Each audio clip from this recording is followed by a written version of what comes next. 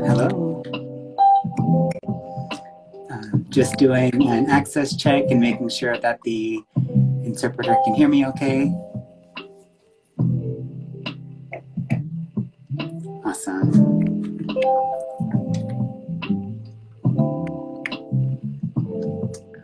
We will get started shortly.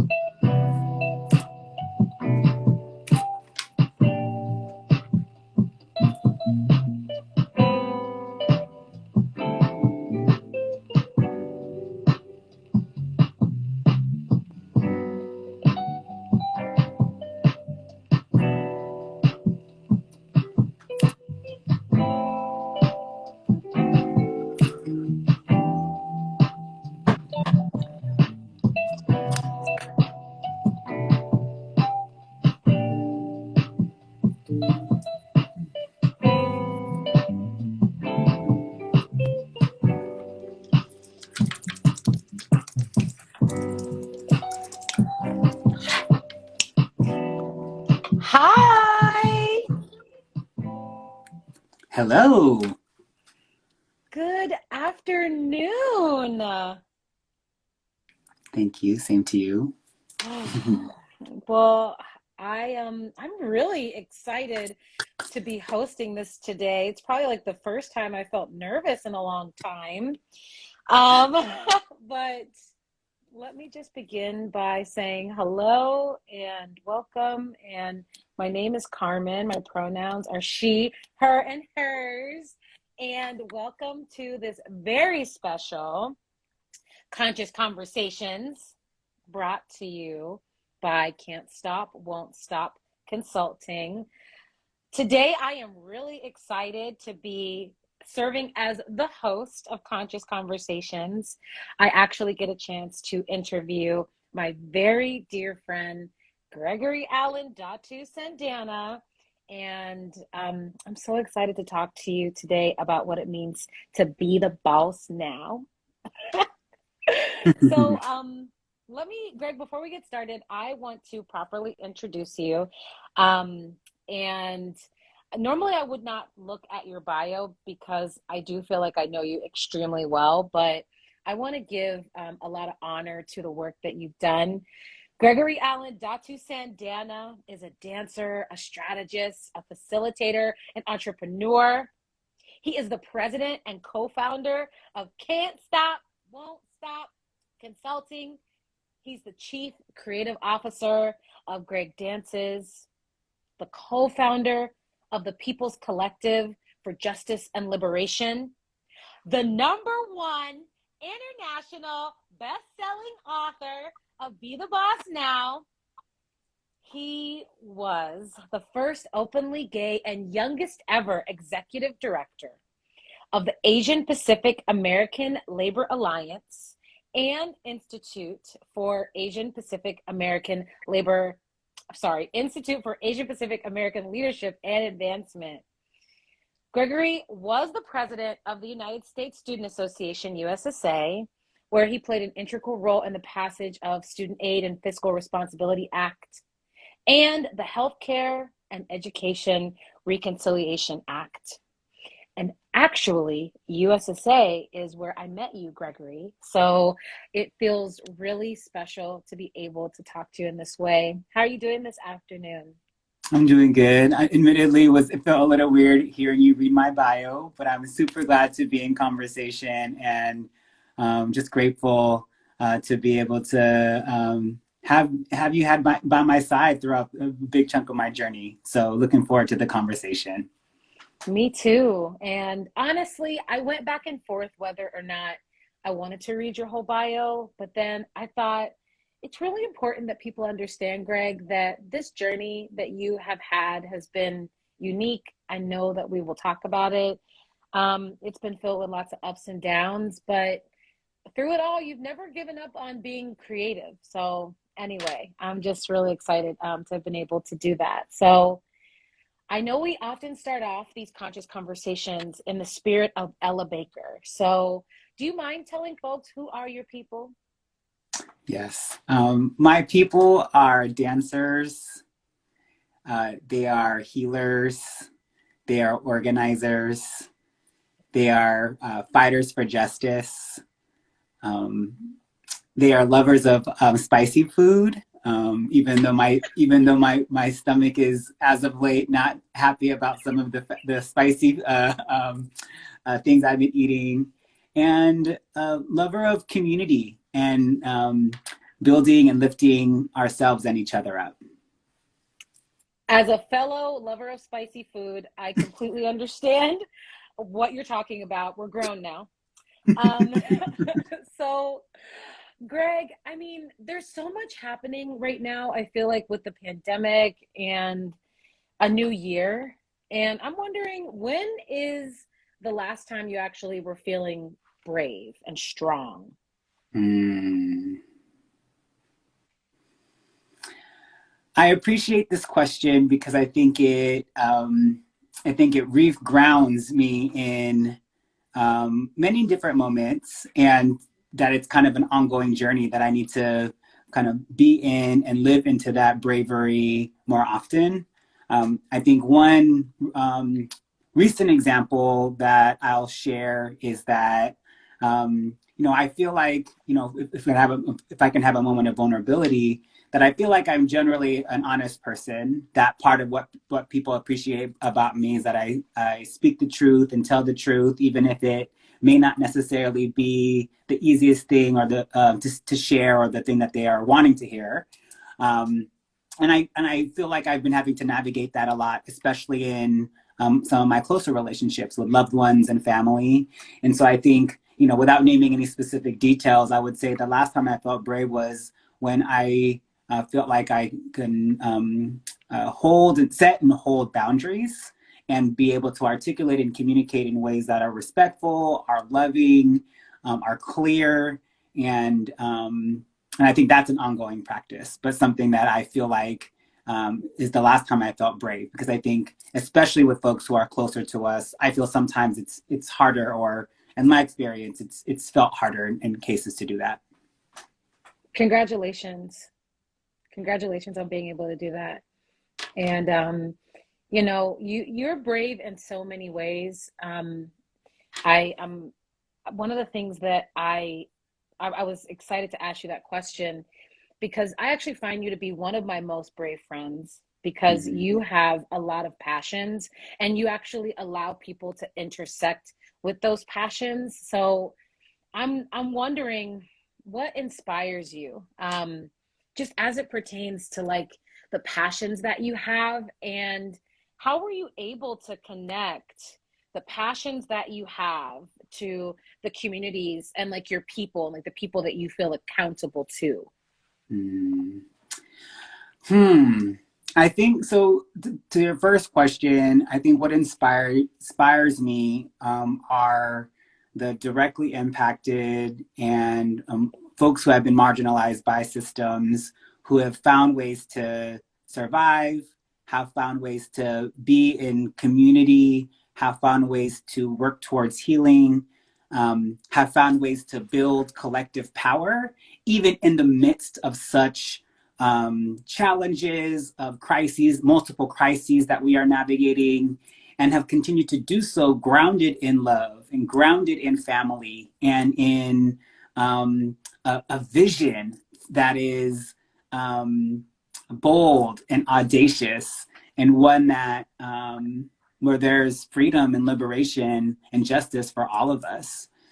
And I think one thing that inspires me, and how I've tried to connect that to my passions is, I think the more, as I get older and the more experience I have, I realize that a lot of the work and the spheres of influence and lies in the work that I'm doing myself and how I'm in right relationship with other people, including those who I'm closest with and are within my particular networks. And so as I'm doing the work to heal and learn and unlearn, and as I am trying to be a better comrade and movement mate and family friend and person in different types of relationships, my hope is that that will create ripples in the spheres of influence. So me doing the work of myself will allow me to be in better relationship with those in my interpersonal relationships, and we can therefore influence the organizations, the institutions, and therefore like the systems in society that we are a part of. And I found that when I am bringing all those things together, it doesn't, not only does it feel natural, it's when I feel the most free, and I feel like others are excited and also feel the most free, are inspired to live in their truth and to speak their truth, and to be able to do so in a way that holds others in with much care and nurture and sustenance. So that's definitely something that I've been thinking a lot about. Yeah. And, you know, Greg, I mean, you have been one of the greatest teachers that I have, in terms of there is no hiding who you really are. You know, like, you cannot hide all of the identities. You never try to. But what I have appreciated is also this journey that Can't Stop, Won't Stop has gone on, because as you have gone on that learning journey and that exploration of like, who are you? What does transformation look like? You've actually taken your firm in that way too. I don't know if folks know the origin story of Can't Stop, Won't Stop. And to be frank with you, I don't even know how you talk about the origin story of Can't Stop, Won't Stop. So how did you, and you give me credit for helping, but this is your baby. How did you stop Can't Stop, Won't Stop? And does everybody know that Can't Stop, Won't Stop is a part of a Puffy song? Well, to that last point, I like to say that I helped popularize the phrase "Can't Stop, Won't Stop." So that's first. Second, I will say you were absolutely an integral part of the start of this firm and company, Carmen. I remember when we were completing our first year terms at the United States Student Association, and we were reflecting because we had been in a variety of coalition meetings. We were representatives speaking at the Department of Education, at the Hill, and to members of Congress and to the White House, and we were like, how come all the leaders, including decision makers and budget makers and consultants, look a little pale and white and older, in many cases straight and cisgender? And what do we have to do to change that? And while we, I think, felt a level of responsibility, because you and I happen to be in either similar spaces or were going to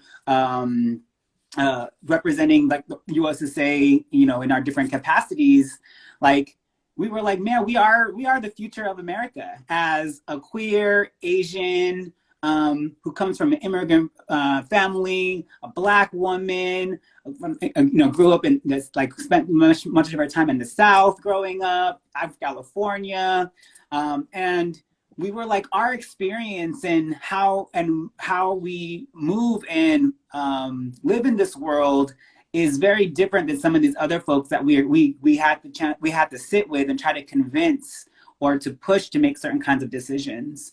And that was the impetus. It was like, how did we get more people that not only look like us, but shared our values, that were grounded in community the way we were to start taking on and encourage to take on leadership in their organizations, in government, in kind of anywhere.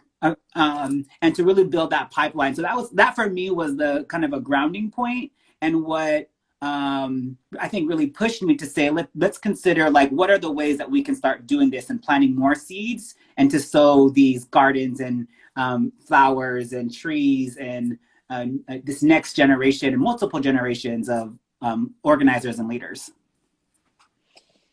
Okay, you're right. That is what happened. But I mean, Greg, you took Can't Stop, Won't Stop to the next level. And I think there are a number of people that might listen to this one day and they might have their own anything, their own business, their own firm, and they might know in their body and in their spirit they can earn more or they can impact more people or whatever, and they're holding back. Did you have a moment when you said, like, I have to give this gift to more people, or I really want to expand? What was that period of your life like when you knew you needed to expand the business? Thank you for this question, Carmen. I would say I guess there's two different reflections or pieces of this that I want to reflect on. The first part is that we started this, or it started as a limited liability corporation, LLC, and I started it while I was still working a full-time job. After the U.S. Student Association, went to another job to run a different nonprofit, the Asian Pacific American Labor Alliance. And but so throughout the multiple years, there was trainings, maybe different facilitations that I would do on the weekends or in the evenings. But it was in many ways kind of a side hustle, and stayed that way for a while because I think, one, I was really trying to learn and really focus my time on my full-time job. And if I'm going to be really honest, I think a fear of what it really what would it really mean to really focus my full-time on this? How would I survive, frankly, if I had to rely on, bringing in projects and clients for myself day to day versus having a reliable, every other week paycheck. And so that was one piece of it. The other piece that I'll say is that, at a pretty young age, I was lucky enough and privileged enough to be able to have the chance to run two different national organizations. And for more than 10 years of my life. And one thing that I really thought about was, in the context of leadership, was how do I know when it's appropriate or when it's time to transition from an organization, especially from a senior role like executive director, and how am I creating pathways and opportunities for more and other folks to take on leadership. So I think it was a certain moment where those two thoughts came to head. It was like, okay, could you potentially be able to create space and opportunity for someone else while also building up your own company with the idea and the intent to do that even more broadly? And it was when I was, when I really started realizing that me focusing on Can't Stop, Won't Stop Consulting would be believing in me, would be believing in my people, be believing in my vision and our collective vision for what the world could and should be. And that's what gave me the strength and the bravery to say, I can and will build Can't Stop, Won't Stop Consulting. And that's what I need to, and that's what I want to spend my time and spend day to day doing. And so in 2017, that's when I made my full leap to make Can't Stop, Won't Stop Consulting a full-time venture for myself. What I heard you say is that you bet on yourself. Mm. And I don't know about you, but I feel like the way that I was raised was to bet on myself, but also within the context of having a full-time job. And that success looks like one thing, but your heart and it sounds like for you, your heart and your spirit were calling you in a different way. Um, and so I feel like there are probably other people that are like, oh, I wanna bet on me, but am I gonna be able to eat? So what do you say to somebody that's in that moment where they're working their full-time job? I remember them full-time jobs that you had, you know. I mean, it's not like you were a rich human being at any of those jobs. But if, for the person that's right on the cusp of taking that leap, what advice would you give them? Yeah. So a couple of thoughts on this. The first thought I would say, one thing is to think about how is your um, how can your current opportunity or current job help build towards what you are trying to really do, right? And Mm, so how are you building relationships? How are you saving, if that's even a possibility? How are you even bringing potential ideas or thoughts or things that you would really want to incorporate? So, like, meaning one example of that was I really wanted to incorporate the dancer in me, the creative in me, and so I started pitching and asking the organizations I was working full time for to start doing more of those things. Can we actually do an artist delegation? Can we actually integrate dance and music and poetry and other cultural traditions and practices into our convenings and conferences and meetings? Can we invite folks to share their stories and experiences in other ways that are non-traditional? And that, one, gave me a sense of what was possible. Two, it let me know that, like, not everything was going to stick, but that that I could hold on to some of those ideas to actually take for future times. And three, it actually got people excited about not only the work of the organization but the potential. And so for me, that gave me even more reason or more motivation to say, well, if folks are really loving this and this is the kind of stuff that I actually want to focus on, then why? Then Greg, then this is another reminder and message from the universe, that an affirmation from the universe that you should take Can't Stop Won't Stop consulting full time. And so, and I will, and and I also will be honest to say that it's that shift is not easy. As I can tell you, it took some time to make that for myself, and I realized that we can be on our own timelines. Like, people yeah. are like, well, I'm a certain age, and is it too late? It is never too late. Your time is the right time, and when you are ready is when you are ready. And no one else is gonna be you or do you in the way you are. And so, if there is anything that I think I could offer, is that um, listen to your gut, listen to the signs from the universe, and follow your heart and those dreams, because it is not only possible, but it is waiting for you to be able to seize the moment and opportunity in the best ways. Woo-hoo-hoo! Greg, okay, I want you to tell me about the word no.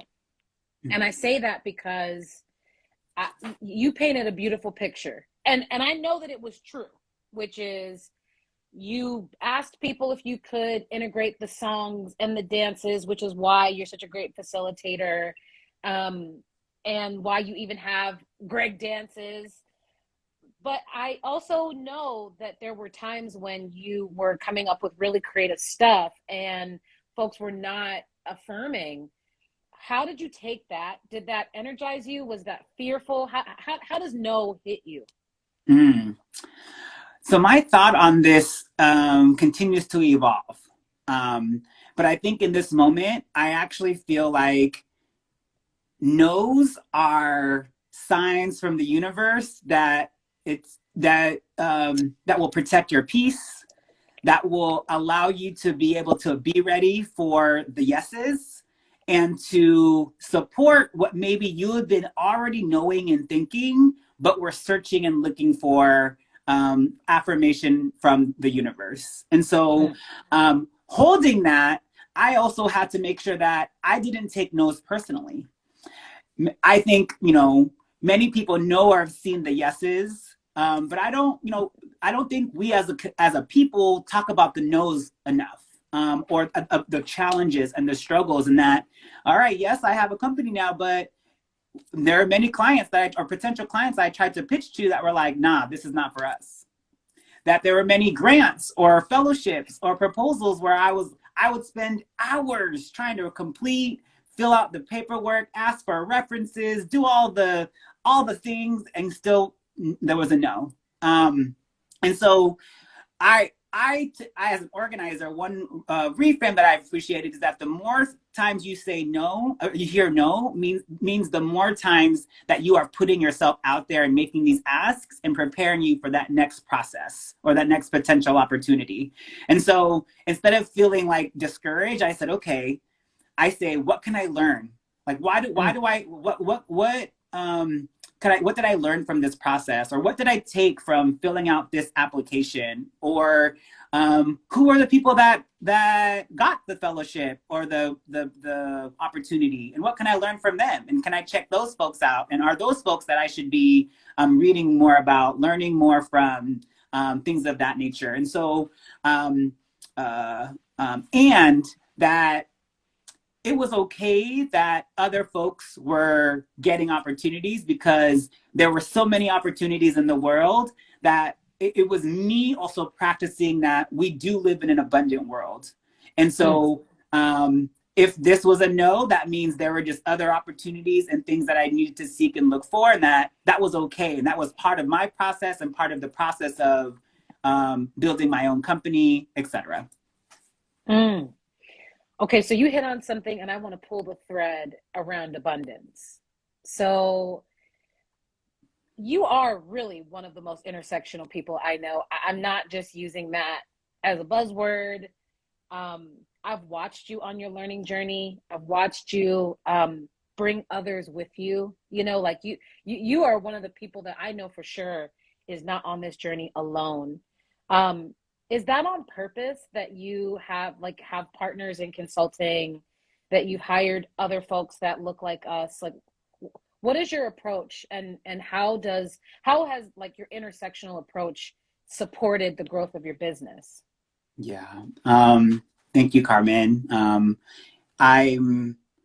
I feel like I am on an ongoing journey, and I say that I'm a lifelong student, and I think I try to humble myself to say, as much as I've learned, as much as experience as I have, there will be always something else that anybody and somebody can teach me that I didn't know. And so I try to hold myself in that way and ground myself in that way. And I think it also helps me not miss any opportunities, because I'm not overlooking or thinking I'm better than. So that's an ongoing practice of mine. So I want to start with that.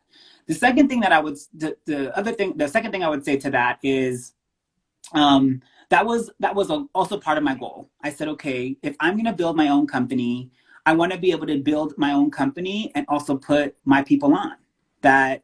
And if I'm going to be preaching and encouraging folks to think about how diverse and inclusive and equitable and justice oriented their organizations or their work or campaigns are, how am I modeling that as someone who is trying to instill that? And so it was a priority, a commitment, a value of mine that I would bring on Black, Indigenous, people of color staff, board members, consultants, vendors, folks within the network, and to think about ways to bring them in that way, but also to prioritize and build relationships and work with clients that centered those communities, have those folks leading, where we're providing clear resources and support for those communities.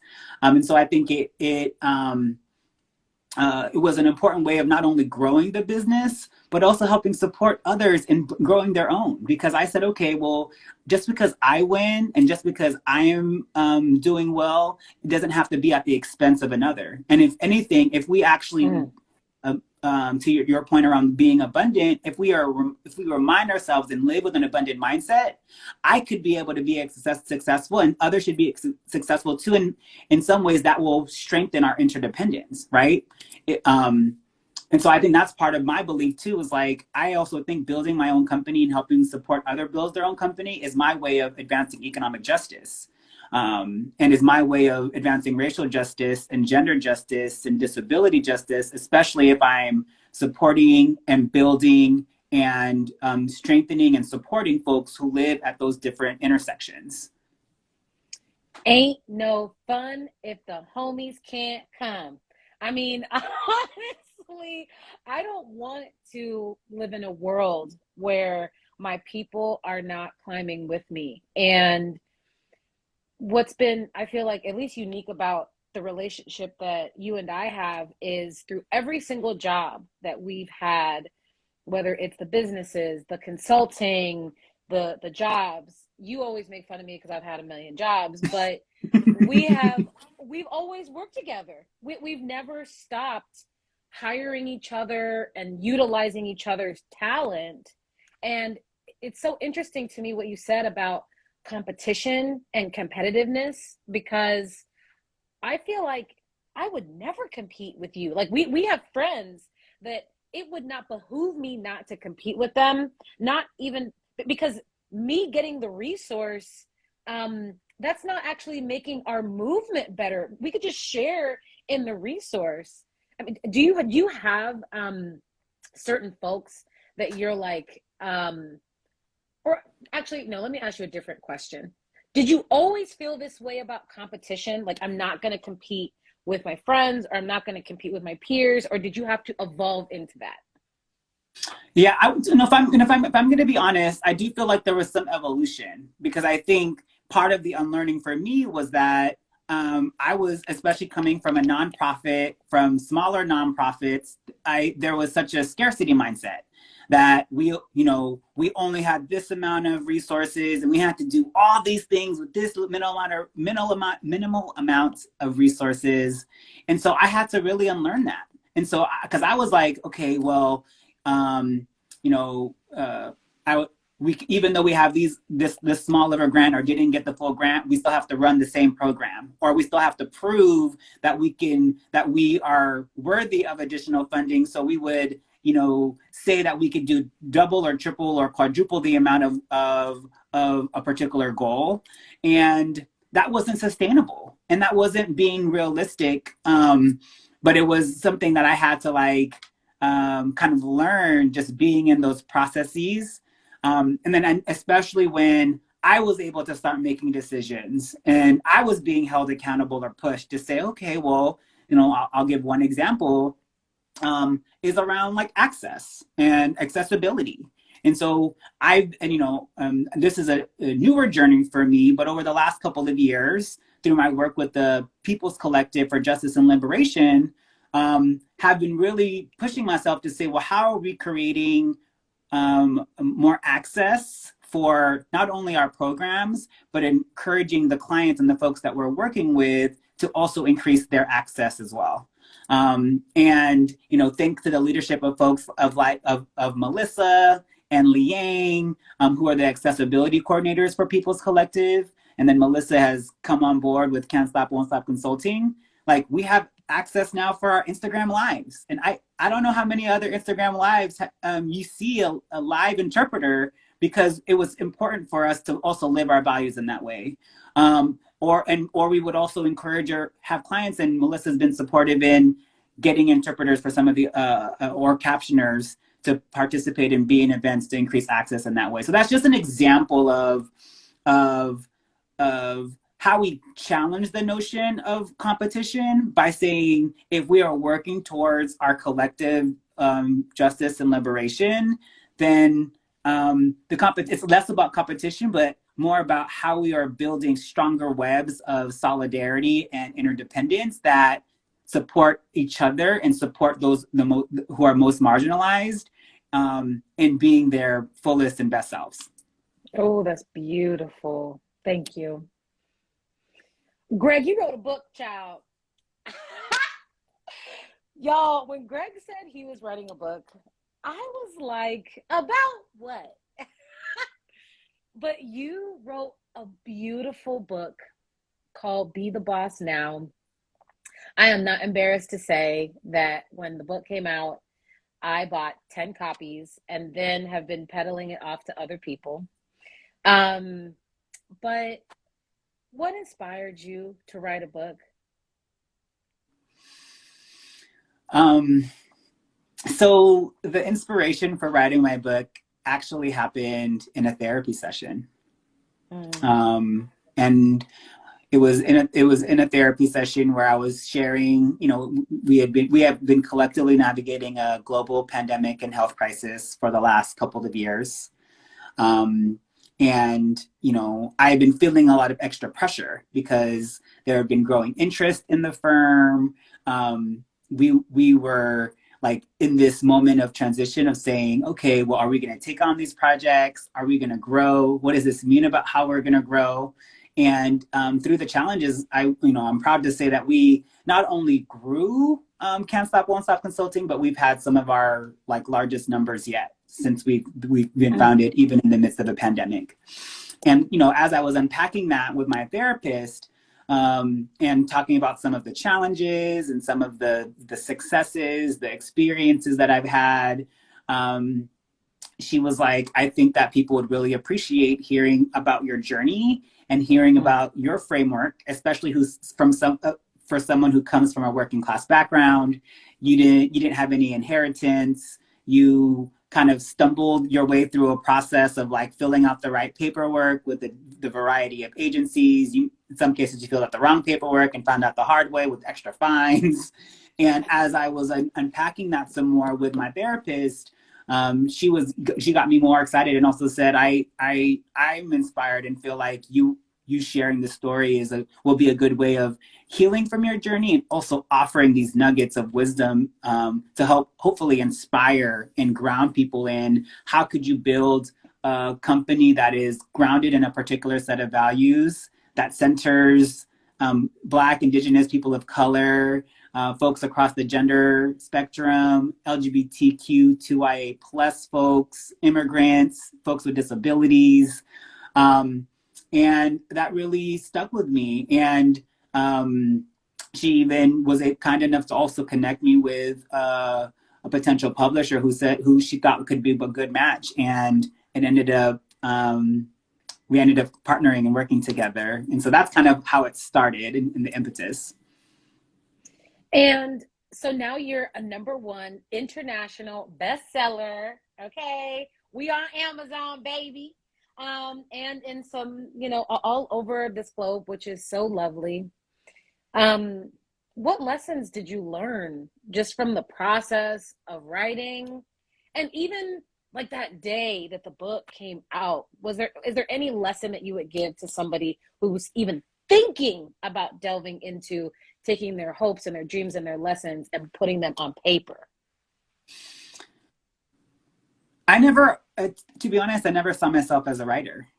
Mm, Um, and I think that was the biggest hurdle was like, well, should you even be writing a book? Like, what do you have, And I'm like, what, why, why me? mm, And the process taught me that we all should be writing books and we should all be finding ways to tell our stories, and that because of the experience that I have, because of how I've grounded myself, that it was important, especially in terms of entrepreneurship and building our own business, to be able to offer my framework and experience. Because unfortunately, many of the folks that are my people wouldn't have the same kind of experience or know-how or um, uh, uh,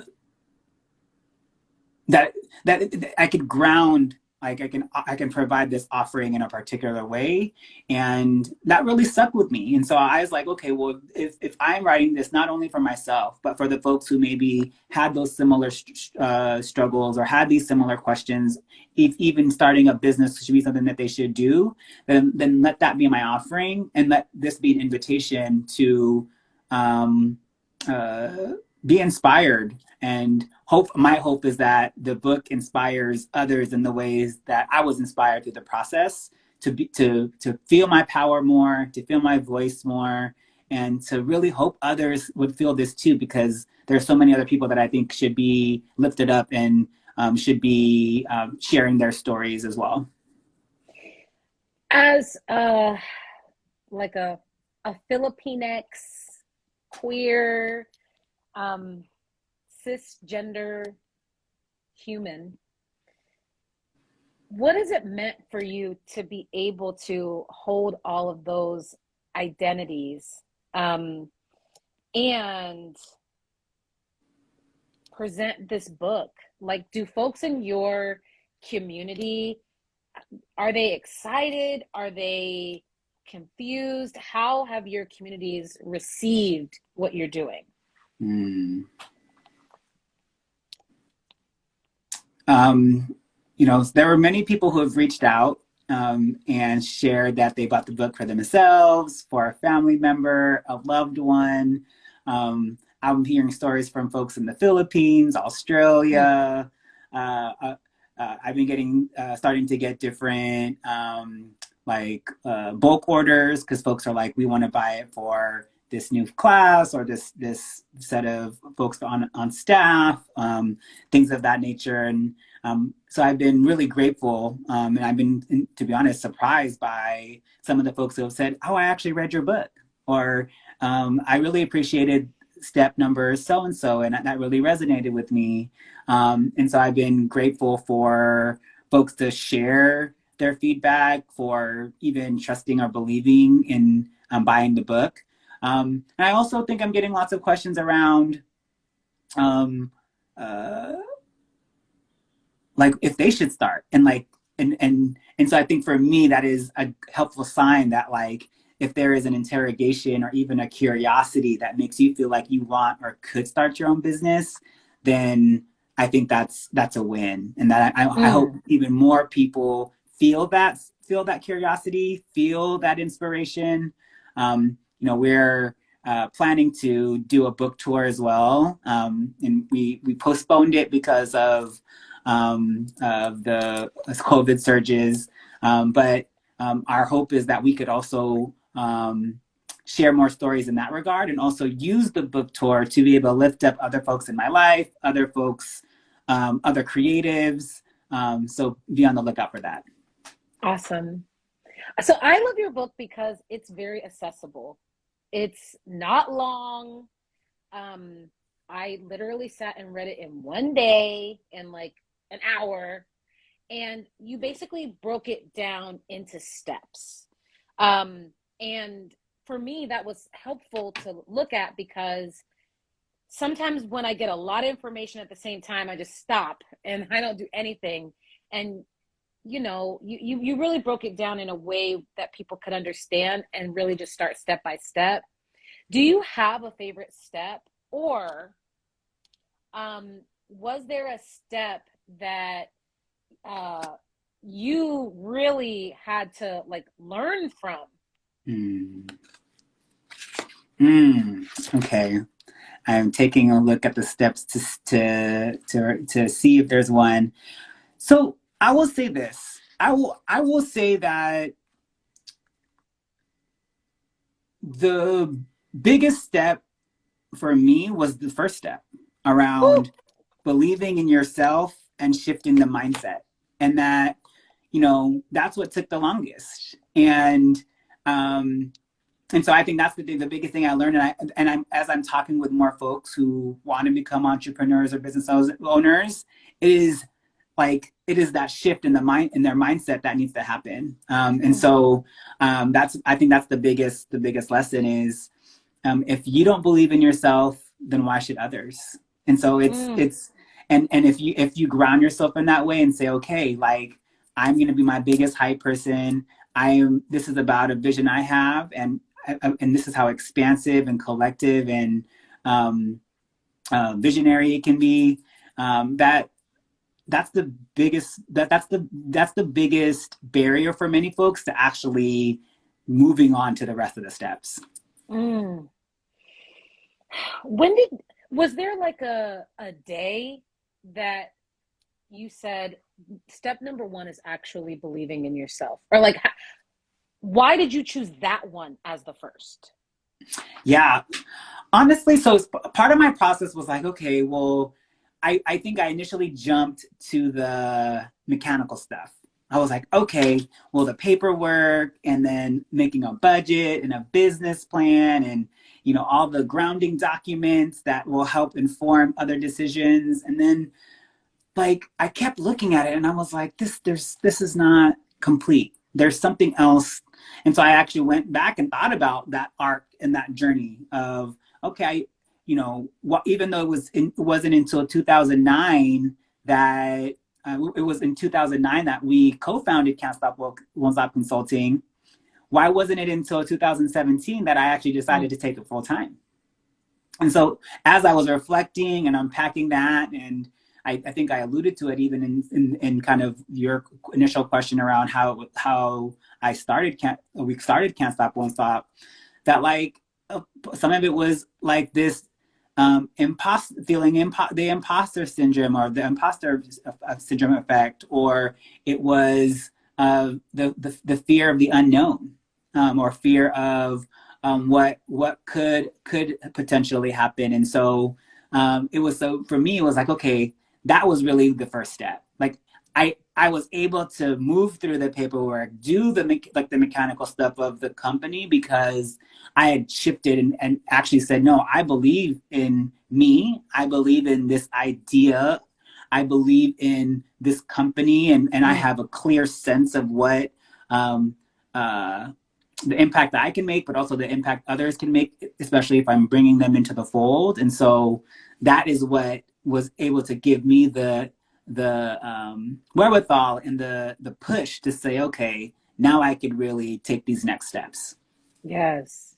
So, okay, it sounds like for the person that is on the cusp of breaking free, your advice to them is the first step is that you've got to believe in yourself and like find that thing inside of you that lets you do so even when everything feels like don't believe in yourself. Yes. And and that because of the systems of oppression, especially for the intersecting identities we've talked about, that many of the signs, many of the systems or these things tell us no, that, oh, you shouldn't do this or you can't do this. And so that reminding of yourself is even more important, because it's to help drown out or to be that affirmation when sometimes these systems or other entities are like giving you a mixed signal or a mixed message about what you can or can't do. Mm-hmm. Okay. For the person, so, and you know this about me, but others might not, which is I've been wanting to quit my business. Like I've got a full-time job. I care a lot about it. And the pandemic has been hard. And so even though I believe in my business, sometimes I want to just quit and just work my regular job, but there's something that keeps pulling me back. What is your advice to people like me who do have a love and a passion, but are just feeling exhausted and maybe like they want to just quit? Yeah. Whew, that's real. I'll say this, that, in the same way that we're all on our own journeys, that building our own companies can look different. Some people's goal is to be able to do their whole company full time, but I don't necessarily think that's everyone's goal. Some people want to be as big as Fortune 500 companies, but that's not everyone's goal. Some people want a brick and mortar. Some people want a building open space that they can have for multiple things, but that's not everyone's goal or part of their vision. And so I would say, like, to not compare yourself to other folks, that because you are you and what makes you unique is you and your experience, your visions, your ideas, that you don't have to do things in the ways other people did it. And so if you have another path, if you have another timeline, if you have another set of goals, then that's okay. And I think that's one thing that I've been having to reckon with, because people are like, well, I just want to be able to make enough to just support my family, like, and that's it. Like, I don't know if I can necessarily bring on staff and consult other consultants, and I'm like, and there's nothing wrong with that. like if you and that number or that what that looks like could also be different depending on Right. like how big your family is or what kind of responsibilities do you have or things that you feel committed that you want to support and contribute to. So I also just say that like the goals and the metrics that we set for ourselves, there is no standard, and that's Mm, one of the reasons of for me is like being the boss also means getting to, and instead of feeling constrained by maybe some organizational or systemic ideas of what winning or success is, and part of it is like you get to shape that for yourself. And so if your business is not, you don't want to take it full time, but you want to just do it when you can, when you want, whether that's in the summer or once every other year, that's also okay too. And that you shouldn't feel the pressure to like have to have a certain level of money or followers or like structure or building to feel like you are yes. successful. Yes. Thank you, Greg. Thank you for saying that. Because I do think the comparison stuff is real and social media doesn't help. Mm-hmm. Um, so I appreciate you for saying that. I have two more questions and I'm trying to figure out which order I want to ask them in. So I will the first one is what is next for Can't Stop, Won't Stop? Are there any campaigns that you're excited about? I was reading your newsletter, I think that came out yesterday or the day before. And I was like, okay, Can't Stop, Won't Stop giving advice. So what's next for the company? Yeah. Well, first, thank you for subscribing and checking out the newsletter. It's If good. you if you aren't on if you're not already on it, please sign up at cswsconsulting.com. And we do monthly newsletters. And Carmen is alluding that we have a CSWS Cultural and Healing Corner, where we give a tip or a story or a lesson learned some every month, and as well as updates of things that we're working on. I will say that we're excited about the different kinds of partnerships that we've been able to cultivate. This year, we are really doing a much more facilitation. So everything from like a staff retreat or organizational development and strategic direction to like convening conversations around diversity, inclusion, equity, and justice. Um, those are the kinds of things that we've been really trying to prioritize. I will say that there are some exciting things coming up for Be the Boss Now. I won't say any specific details yet, but there will be opportunities to check us out. Some learnings and experiences from other BIPOC entrepreneurs on different platforms. I'll say that much.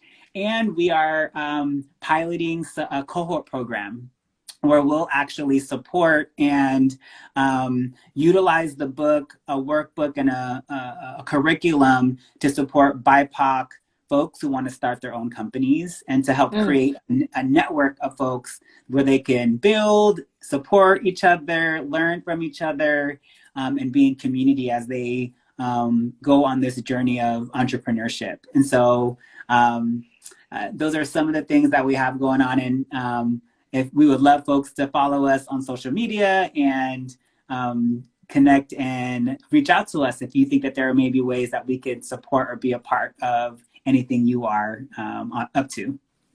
Greg, I didn't even know all this about the network that you were building. That is awesome. And as a fellow business owner, it's some days it feels lonely to not have just people around to be able to ask questions to. So I'm so happy that you all are building that, just even for the purposes of love, solidarity, and encouragement. Um, so my last question is a question from Mama Oprah. I always wanted to ask this question, so I feel like you're a good person to ask it to. Which is, what do you know for sure?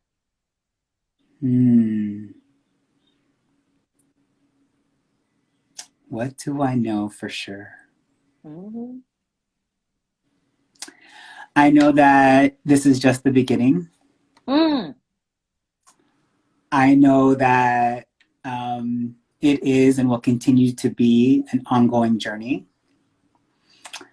I know I come from a lineage and a history of resilience and power. I know I am surrounded by love and community. Um, and I know that another world is possible. And that it's not only possible, but we are all doing the best that we can to build towards it. And that is why I know and believe that interdependence and abundance and freedom and justice and liberation are key to how we move forward. Mm, thank you. The spirit is so strong within you. It illuminates. Your aura is so bright. And we are so lucky to have you. Thank you so much for building Can't Stop, Won't Stop. Thank you so much for writing Be the Boss Now, for employing BIPOC folks, LGBTQIA folks, people with disabilities, for allowing us to have a voice and a face in this work and in this world. Everything you just said, it totally brought me to tears because you're right. People always get to see all the yeses. They don't always get to see all of the work that it takes to build a beautiful company like the one that you have built. And that goodness is going to last for generations. So on behalf of Conscious Conversations, thank you so much for joining me, for joining my friend Greg. I do hope that you all go on Amazon and pick up Be the Boss Now. If you're interested in hosting Greg and his crew on the book tour, you should. He's going to be coming to my house in Seattle with his book. I'm so excited for that. And I do hope you all go to cswsconsulting.com and join the newsletter and engage with this incredibly dynamic company of people who are trying to build with BIPOC and LGBTQIA women and different folks, trans folks all across the country. So thank you, Greg, for being you. We love you so much. Oh, thank you, Carmen. Before we end, I just want to just say thank you. Like, I've been really sitting with, lots of grief and loss over the last couple of weeks from these different legends, and of course, just the ongoing stuff going on with the pandemic. And so, for me, it's been really important to give flowers and to appreciate and lift up the folks now, and while folks are still with us. And so, there's no way that Can't Stop, Won't Stop Consulting would be where it's at if it wasn't for your camaraderie, your support, your partnership. So I just want to thank you and for sticking with me through like some of those challenging times and those no's, and for teaching me so much as well. And so thank you so much. It was an honor to have this be the first conscious conversation of the year, and I feel like you are able and continue to be able to hold me in ways that other folks don't see. And so I just wanted to say thank you, salamat, and seriously, I really don't think I would be, let alone this company would be what it is without you. Thank you. Have a great day, Greg. Awesome. Thanks, everyone. And thanks to Darren, our interpreter, and Melissa, who helped do the accessibility coordination. Take care, everyone.